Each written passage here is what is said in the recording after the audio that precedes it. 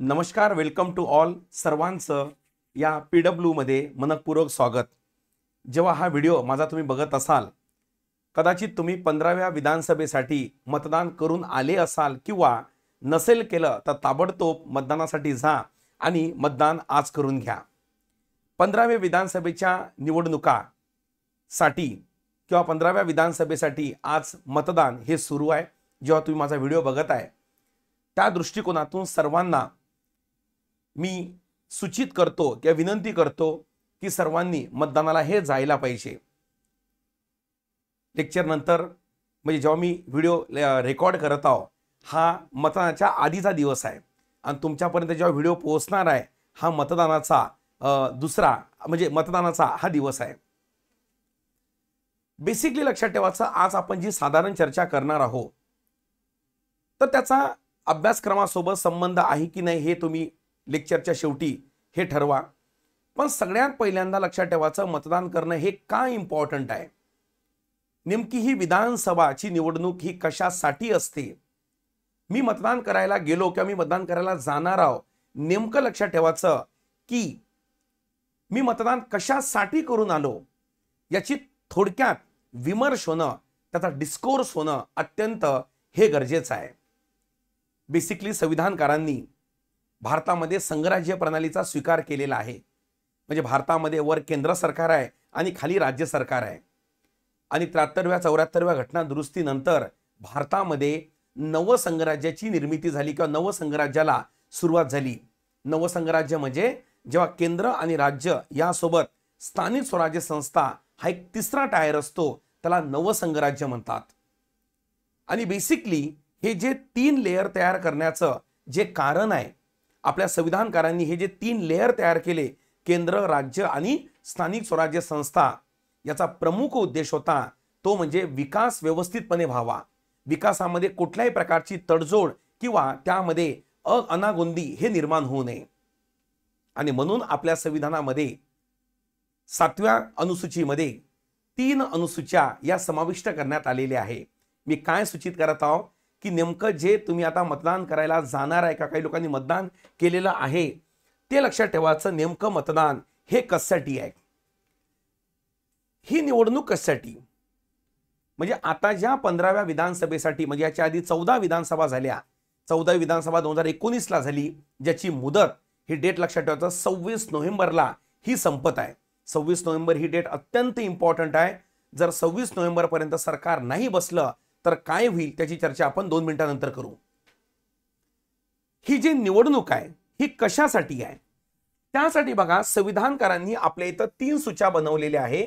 एक केंद्र सूची, एक राज्य सूची आणि एक समवर्ती सूची. हे काय आहे माहितीये का, या सूच्या या आहे की कोणतं सरकार आपल्या जनतेला कोणते अधिकार देईल, कोणतं सरकार जनतेचं कोणतं काम करेल. म्हणजे उदाहरणार्थ ज्याला आपण केंद्र सरकार म्हणतो, हे कोणते काम करील याचं विवेचन हे केंद्र सूचीमध्ये करण्यात आलेले आहे.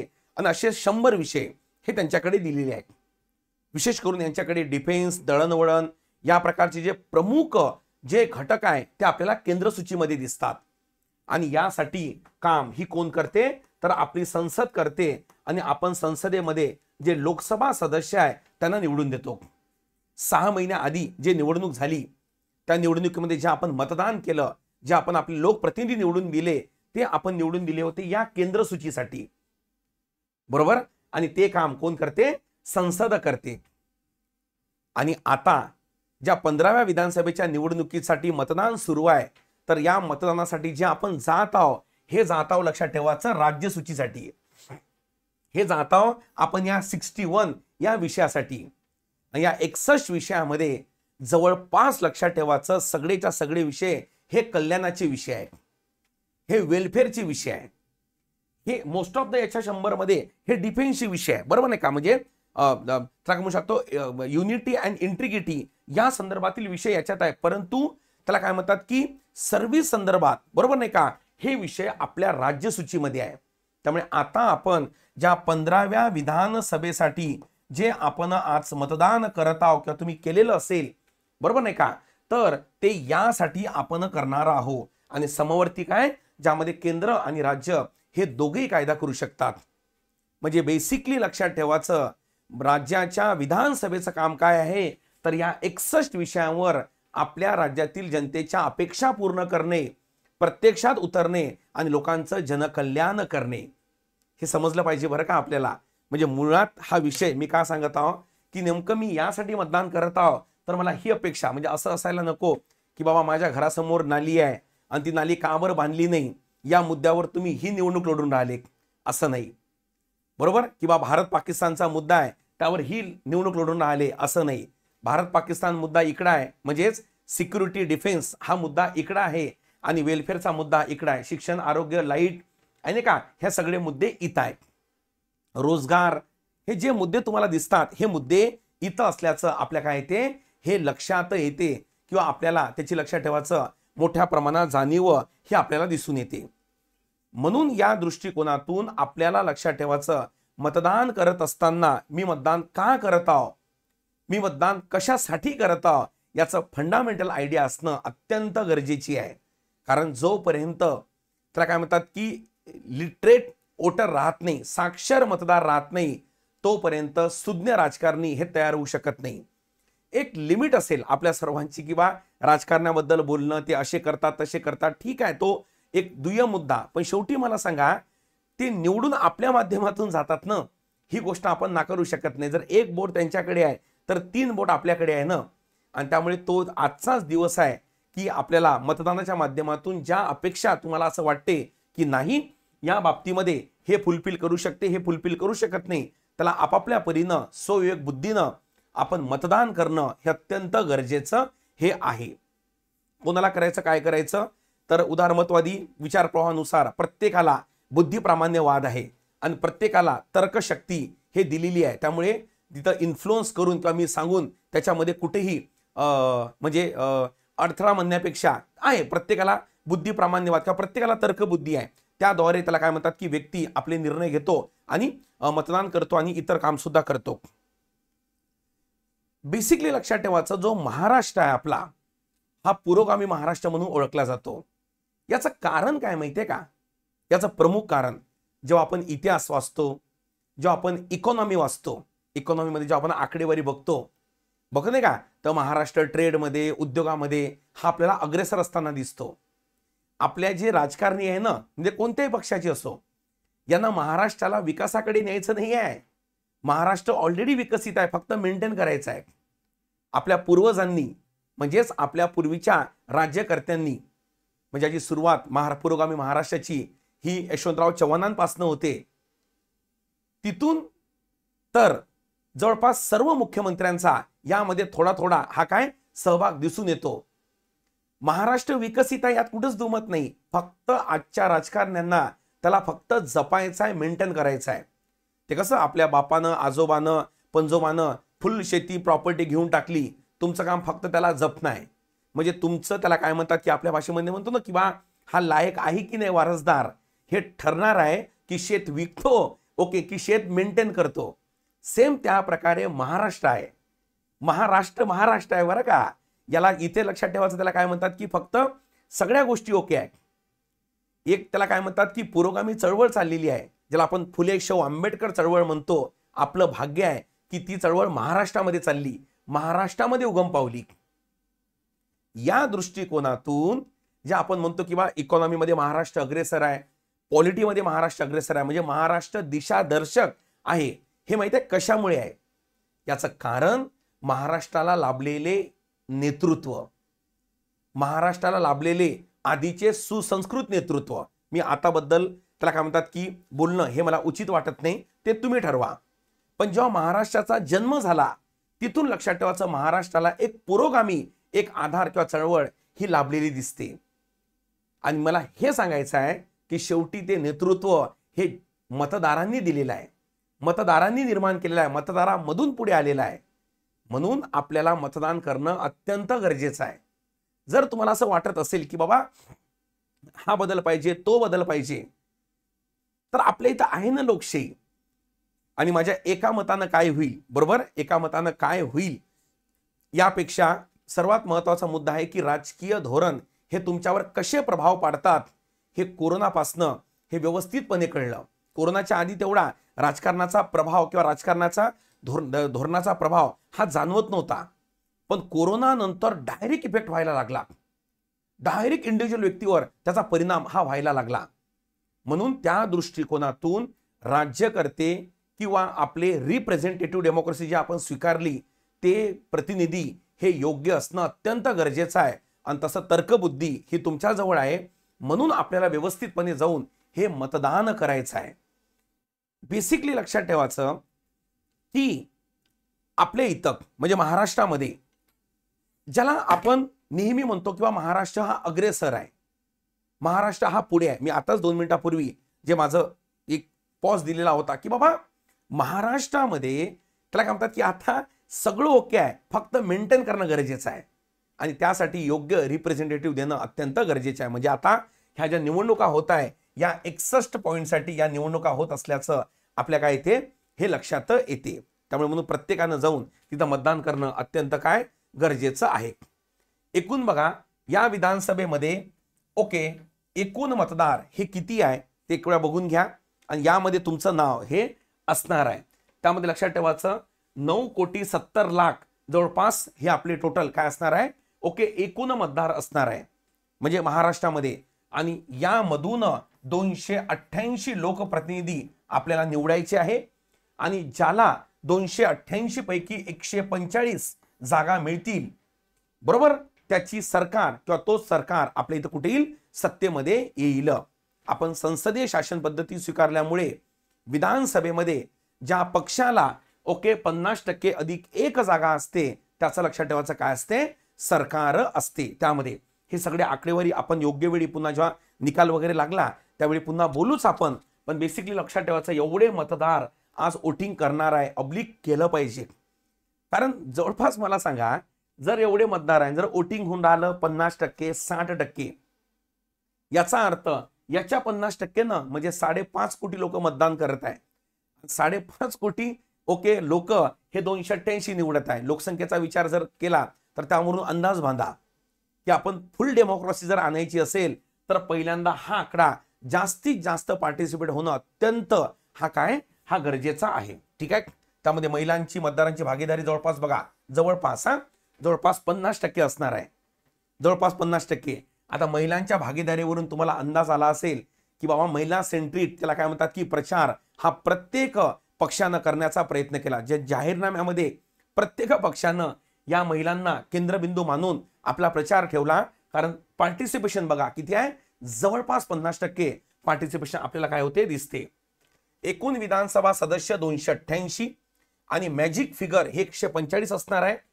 त्यामध्ये 234 हे ओपन मतदारसंघ म्हणजे खुले मतदारसंघ सर्वसाधारण मतदारसंघ हे असणार आहे.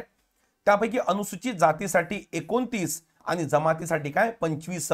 बेसिकली माहीत असायला पाहिजे की आपल्या इथं लोकसभेमध्ये आणि विधानसभेमध्ये SC आणि ST यांना राखीव मतदारसंघ किंवा राखीव आरक्षणाची तरतूद करण्यात आलेली आहे. आणि 2029 पासून जेव्हा आपण पुढच्या 5 वर्षानंतर विधानसभेला सामोरे जाऊ म्हणजे 16व्या विधानसभेला तिथे यासोबत एक तिसरा प्रवर्ग पण असेल आणि तो प्रवर्ग म्हणजे कोणता असेल महिला प्रवर्ग बरोबर. त्यामुळे महिलांनी पण पुढच्या निवडणुकीची तयारी करून ठेवा आतापासूनच. ठीक आहे. तर या तऱ्हेनं त्याला काय म्हणतात की आपल्या इथं हे स्टॅटिस्टिक्स आहे आपल्या विधानसभेचे आणि याच्यामध्ये लक्षात ठेवायचं तुम्ही एक असणार आहे. Is that clear. ही निवडणूक कशासाठी आहे ही निवडणूक आपण का पार्टिसिपेट करत आहोत याचं उत्तर हे मिळालं. ओके याचं उत्तर मिळालं. आता बघा एकोणीसच्या निकालाची काही गरज नाही आहे. यामध्ये जे निवडणुका लढवत आहे बरोबर आज त्यासाठी मतदान चालू आहे. एका बाजूनं महायुती आहे एका बाजूनं महाविकास आघाडी आहे बरोबर. त्यामध्ये भाजप 149 काँग्रेस 105 त्यानंतर शिवसेना एकनाथ शिंदे गट त्यानंतर शिवसेना ओके उद्धव बाळासाहेब ठाकरे 95 त्यानंतर राष्ट्रवादी काँग्रेस अजित पवार गट आणि राष्ट्रवादी काँग्रेस शरद पवार गट 86 आणि 50 या प्रकारे आपल्या इथं म्हणजे याच्यापैकी कोणता तरी एक म्हणजे 2 उमेदवार एक कशाला एक इकडनं एक इकडनं असे असेल ना बाबा. त्यापैकी एक तुम्हाला काय करायचं आहे निवडायचं आहे. ठीक आहे. आता बघा मी या तारखेवर येतो. इथे बघा आता आपण इथपर्यंत पोहोचलेलो आहे म्हणजे नाव TODAY. जेव्हा तुम्ही माझा व्हिडिओ बघत असाल तेव्हा आपण या दिवसावर असू, किती 20 तारखेला, 23 तारखेला मतमोजणी असणार आहे, 23 तारखेला मतमोजणी असणार आहे आणि 25 तारखेला निवडणूक पूर्ण होणार. याचं कारण 26 नोव्हेंबरला आपल्या इथं नवीन सरकार येणार आहे किंवा 26 नोव्हेंबरला हे नवीन सरकार आलं पाहिजे. याचं कारण काय? याचं कारण 14व्या विधानसभेची मुदत ही आपल्या इथं 26 नोव्हेंबर 2024 ला संपत आहे. बरोबर? म्हणजे त्याच्या आधी एकतर महाविकास आघाडी येईल किंवा महायुती जे कोणी येईल त्यांनी राज्यपालाकडे दावा करायचा आहे किंवा आम्हाला बहुमत मिळालं. मग राज्यपाल महोदय त्याला काय म्हणतात की त्या बहुमताचा आधार घेऊन त्यांच्या नेत्याला कोणाला तरी शपथ देईल मुख्यमंत्री पदाची. पण जर कोणी दावा करू शकले नाही किती तारखेपर्यंत, 26 नोव्हेंबर पर्यंत, तर याचा अर्थ होतो कॉन्स्टिट्यूशनल मशिनरीज या फेल झालेल्या आहे. जर दावा कोणी करू शकलं नाही तर, बरोबर नाही का? आणि या पार्श्वभूमीवर जसं तुम्हाला 2019 मध्ये सेम असंच झालेलं होतं. आणि मग या पार्श्वभूमीवर राज्यपाल पत्र लिहिल राष्ट्रपतीला आणि राष्ट्रपती नंतर आर्टिकल 356 द्वारे महाराष्ट्रामध्ये राष्ट्रपती राजवट लावणार. पण हे तेवढं काही इझी नाही आहे. त्याला काय म्हणतात की बहुमत मिळूनच जाईल कोणाला कोणाला, किंवा शेवटी एका पक्षाला तर नाहीच, कारण कोणताच पक्ष फुल जागा लढवत नाहीये. सर्वात जास्त जागा बघा हे कोणता, भाजपा 149 आहे आणि काँग्रेस 105 आहे. यापैकी एकाच पक्षाला आता 149 149 आणि बहुमत किती 1, त्यामुळे जुगाडबाज कार्यक्रम तर होणारच आहे, यात कुठंच दुमत नाही. तर या दृष्टिकोनातून 26 नोव्हेंबरला नवीन सरकार येणं आपल्या इथं काय अपेक्षित आहे. विषय कळला का? 26 नोव्हेंबरच्या आधी राज्यपालाकडे तसं काय करायला लागेल, शिफारस करायला लागेल. मग राज्यपाल म्हणेल की या तारखेला तुम्हाला शपथ देईल. पण जर तसं झालं नाही तर मग राज्यपालाच्या ॲडवायझरीवर राष्ट्रपती मग राज्यकारभार काय घेतो, स्वतःकडे घेतो आणि राष्ट्रपती राजवटीची तरतूद करू शकतो. त्यामुळे तणाव घेऊ नका, ती परिस्थिती नाही येणार, कारण कुठून जुगाडबाज कार्यक्रम चालून जाईल. शेवटी आता पुढचं सरकार हे पुढचं सरकार जे कोणतं येईल त्यामध्ये मल्टी पार्टी तर असणार आहे, यात कुठंच दुमत नाही. या सांख्यिकी आकडेवरून काय ते लक्षात येते. आता बघा, बेसिकली जशी जशी निवडणूक खाली खाली येते, उदाहरणार्थ जसं आपण बघा इथं बघितलं की कोणतं रे, यामध्ये बघितलं आपण, हे बघा यामध्ये आता इथं बघा हे 100 हे विषय कसे मोठे विषय आहे, डिफेन्स, टेलिकम्युनिकेशन, याचा थोडा इनडायरेक्ट परिणाम पडतो. पण जसं तुम्ही खाली आले याचा डायरेक्ट परिणाम पडतो. आणि जर स्थानिक स्वराज्य संस्थेवर गेले आणि गावामधील रस्ते बांधणे, दिवाबत्तीची सोय करणे, नाल्या बांधणे, हे काम आपल्या म्युन्सिपाल्टीचं आहे. नगरपालिका, महानगरपालिका, ग्रामपंचायतचा आहे, त्याचा डायरेक्ट संबंध येतो. आणि जशी जशी निवडणूक खाली खाली येते, बेसिकली तुम्हाला माहित असेल तसा तसा त्याचा प्रभाव हा तेवढा काय होतो, प्रभावशाली होतो किंवा तेवढा महत्त्वपूर्ण होतो. आणि म्हणून अशा वेळेस या विधानसभेच्या निवडणुकीचा आज जो मतदान दिवस आपण साजरा करत आहोत की उत्सवाला सुरुवात झालेली आहे. मी व्हिडिओ एक दिवस आधी बनवत आहोत आणि तुमच्यापर्यंत कदाचित त्या दिवशी हा व्हिडिओ पोहोचत असेल. या व्हिडिओचा प्रमुख उद्देश हा एकच आहे. तो उद्देश म्हणजे काय, तर जास्तीत जास्त लोकांनी मतदान करणे आणि आपल्या आशा आकांक्षा फुलफिल करणे. कारण जेव्हा आपण रिप्रेझेंटेटिव्ह डेमोक्रेसी म्हणतो, प्रातिनिधिक लोकशाही, म्हणजे काय रे, तर जनता आपल्या प्रतिनिधीमार्फत राज्यकारभारामध्ये सहभाग होते, तेव्हा आपल्याला पण वाटलं पाहिजे ना की आपला जो प्रतिनिधी आपण निवडून दिला त्याला भरघोष, त्याला काय म्हणतात की समजा आताच मी तुम्हाला म्हणलो 9 कोटी मतदार आहे आणि वोटिंग झालं फक्त 4.5 कोटी, 50%. आता 4.5 कोटी लोकप्रतिनिधीचं प्रतिनिधित्व करत आहे ना, मग त्याला रिअल रिप्रेझेंटेटिव्ह डेमोक्रेसी आपण म्हणू शकत नाही. म्हणून जास्तीत जास्त मतदानामध्ये सहभागी होणं अत्यंत काय आहे, गरजेचं आहे. नाहीतर मग काय, मग उद्यापासून परवापासून मग ही अपेक्षा सरकारकडनं, ती अपेक्षा सरकारकडनं, हे आणि ते. त्यामुळे आपण वोटिंग केलं का, हे पहिलं कर्तव्य, जरी वोटिंग हे आपलं त्याला काय म्हणतात की मूलभूत कर्तव्यामध्ये समाविष्ट नाही आहे. ते करायला पाहिजे, अशा वेगवेगळ्या शिफारशी या करण्यात आलेल्या होत्या. पण तरी पण लक्षात ठेवायचं, आपल्या इथं जेव्हा आपण एक डिबेट ऐकतो कॉन्स्टिट्यूशनल असेंब्लीच्या, नाही का, त्या डिबेटमध्ये मूलभूत कर्तव्य का समाविष्ट केल्या गेली नव्हती, त्याचं प्रमुख कारण म्हणजे गांधीजींचं म्हणणं काय होतं की हक्क हेच कर्तव्याची काय निर्माण करते, जाणीव निर्माण करते, हक्क हेच कर्तव्याला काय करते म्हणजे चालना देते. म्हणून अशा वेळेस जे हक्क आपण सरकारकडनं म्हणजे मागतो, जे राईट्स आपण सरकारकडनं मागतो, तेव्हा लक्षात ठेवायचं ते निवडलेलं सरकार हे मी मतदान केलेलं असलं पाहिजे याची जाणीव पण आपल्यामध्ये असणं अत्यंत काय गरजेचं आहे. आणि त्या पार्श्वभूमीवर आज मतदानाचा दिवस हा आहे, त्यामुळे सर्वांनी जाऊन काय करा, मतदान करा. PW पण तुम्हाला सर्वांना नम्र विनंती करते की सर्वांनी पार्टिसिपेट व्हा, कारण आपण ज्या परीक्षेची तयारी करतो, मला नाही वाटत यातला एक जो विद्यार्थी स्पर्धा परीक्षेची तयारी करतो 100% तो कुठल्या ना कुठल्या मतदारसंघाचा वोटर असतो.